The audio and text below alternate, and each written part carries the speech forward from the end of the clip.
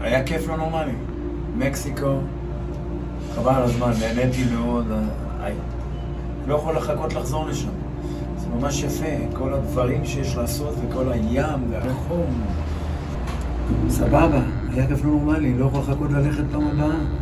איך לקנקון או משהו כזה. היה סבבה. אבל מה את חושבת על הטיימשייר הזה שם, שראינו?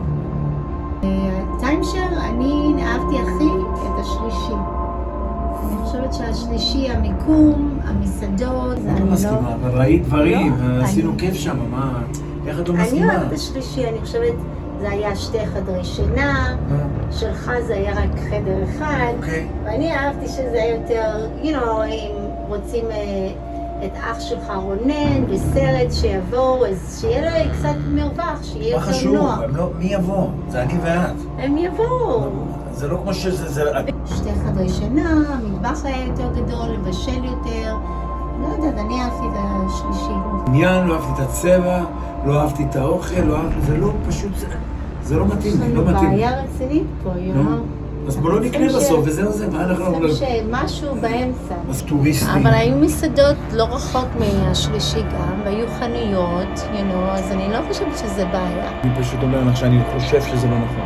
זה לא מתאים, זה לא מתאים לי המקום השלישי, יש שם הרבה מבוגרים, אני לא אוהב אנשים, תראי, אין לי בעיה עם אנשים, אבל אנשים מבוגרים בטיול שאני רוצה לשבת ולשתות ולדבר ולצחוק, לא רוצה לראות סקנים או, את מבינה, סיניורס, וזה לא בא לי על זה, זה פשוט לא בא לי. אני חושבת שהיו הרבה מבוגרים. לא, אבל היו. זה היה מעורבב. אוקיי, נו בסדר, אבל אני גם לא אהבתי את זה, ויאללה, נו, לא מסתדר איתי כזה דבר.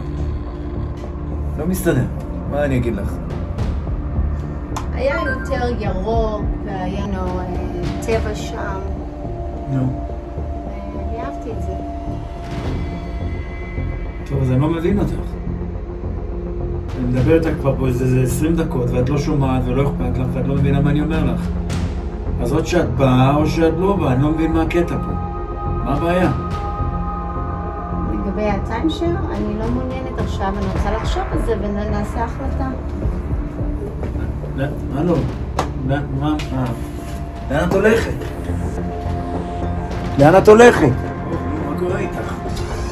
לאן את הולכת? מה השתגעת? עזוב אותי, מה אתה עושה? מה אני עושה? למה? מה קרה?